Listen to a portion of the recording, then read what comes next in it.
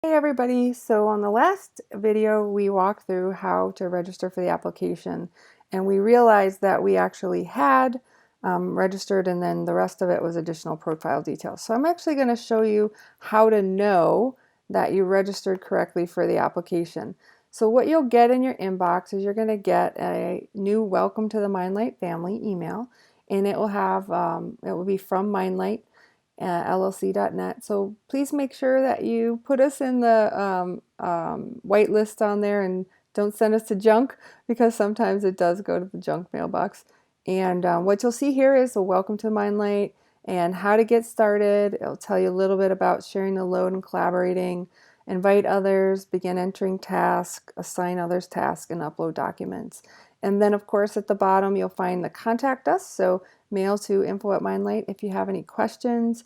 You'll find our Twitter, our Facebook, and our YouTube channel. And our YouTube channel will have lots of great videos on not only how to use the app, but also some different tips and tricks on how to take care of yourself when you're caregiving. And of course, linking here back to the website. So this is how you know that you actually made it into the system and you're now able to start doing more in the application. So now that we have got our welcome email, we also can start adding additional details. If you don't want to add additional details, that's okay. You can always skip this step. I obviously am trying to show you all the details, so I don't want to skip that step just yet. But a couple other things that you'll notice, and since we haven't really done much with putting more details in just yet, you're not going to see a lot here on the left-hand side of the screen. But if you have you'll see select a team in black, and whenever you see these little black down arrows like this, if you click them, they will either open or close. And here's where you can create a new caree team. So we use the word caree to represent the care recipient or the person that you're taking care of. And in my case, it would be like my mom. I'm helping my mom remotely, or I have a daughter with some special needs that would be helping her. And it can even be your other children. They don't necessarily have to have extra needs. It's just that you have a lot of things to keep track of. Here, your profiles, where you can kind of go back anytime, and maybe you didn't want to spend all the time entering all these details the last time you were here. So this time you can go ahead and go back there later. And this will be where you'll find settings. You'll be able to make some preference updates. And of course, whenever you're done using the application for a period of time, make sure that you log out. That way your information is protected and that nobody else can come along behind you and take a look at what's going on. So in this case, we're in the additional profile details. And one of the things I do kind of like about the app is I sort of always know where I'm at, and I know how much work is left in that particular action I'm taking. So if you see this orange bar up here, there's 1, 2, 3, 4, 5 steps that are able to be done in additional profile details. Now, of course, you can skip it like we talked about before, but if you decided to go through all of them, it does kind of walk you through sort of like a workflow so you know what's going on. Now, the first one is salutation. It should be things that you're kind of used to entering. You can enter in male, female, Mr., Mrs., whatever works.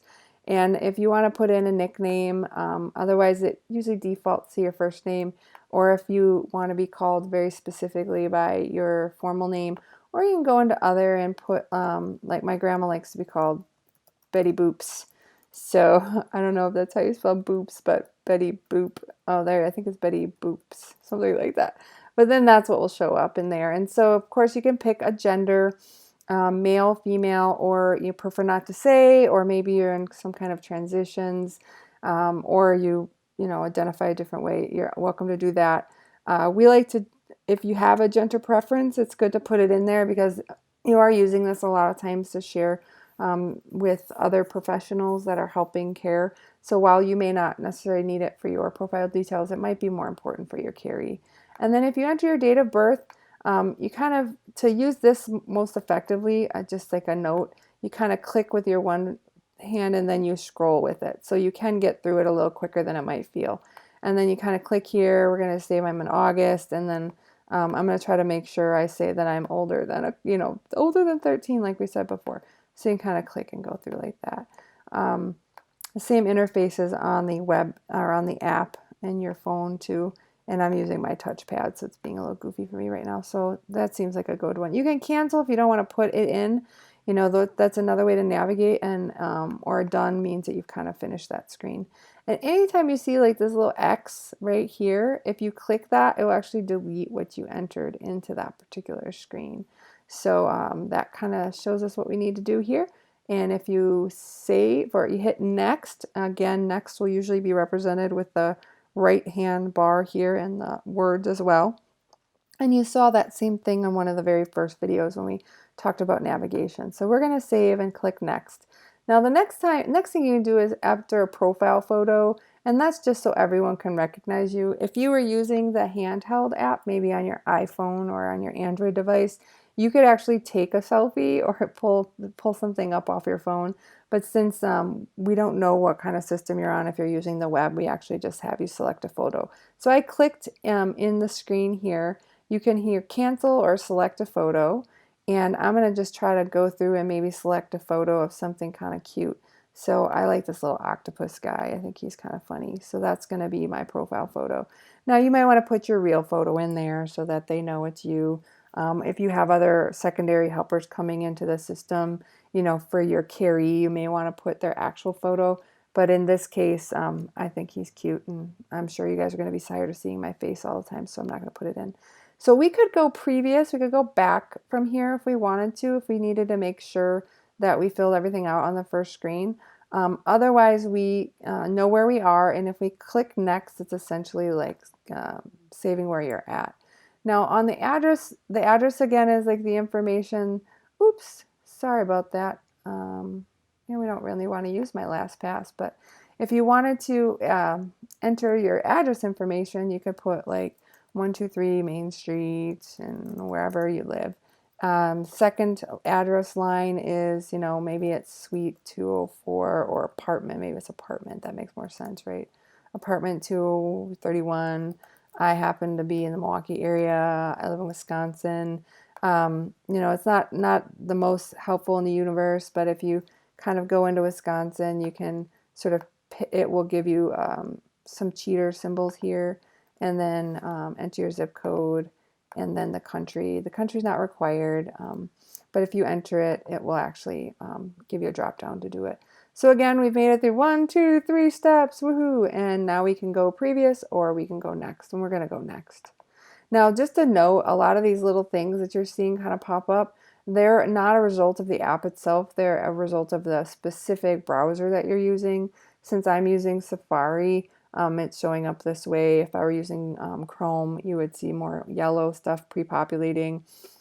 So some of that stuff is going to maybe look a little different in your app than it does in mine, but no need to worry too much about it. So you have the ability to put in a couple of different phones or choose to put no phones in.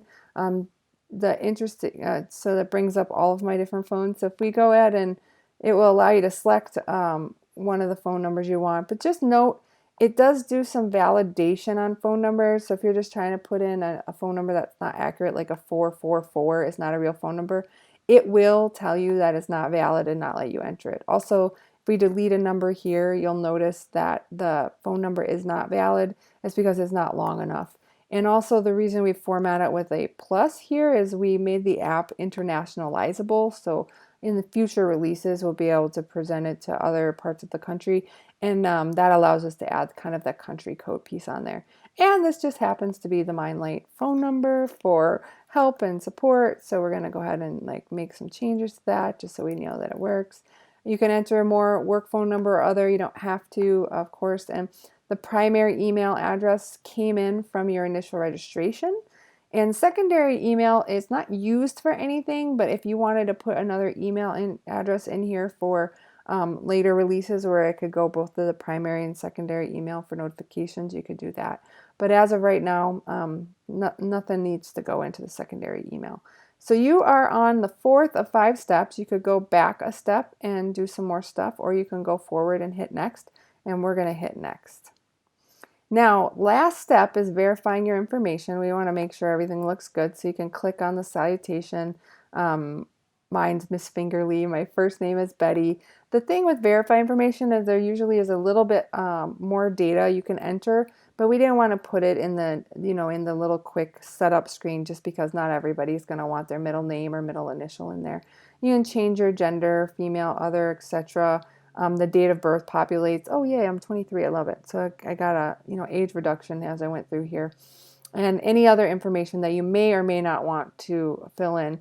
You can kind of tell if you have more info to fill in if you're on the web app by seeing that there's this gray bar as I'm clicking on the side. So you can also like just scroll up or scroll down. And this would be the last one where we could hit save, or we could cancel everything and start over. You can also hit this arrow here, which is essentially a previous button as well. So I'm going to save that we verified all this information so we can finish our advanced registration details, and that puts you at the main screen, so the caregiver dashboard. That's it for this video, and I'll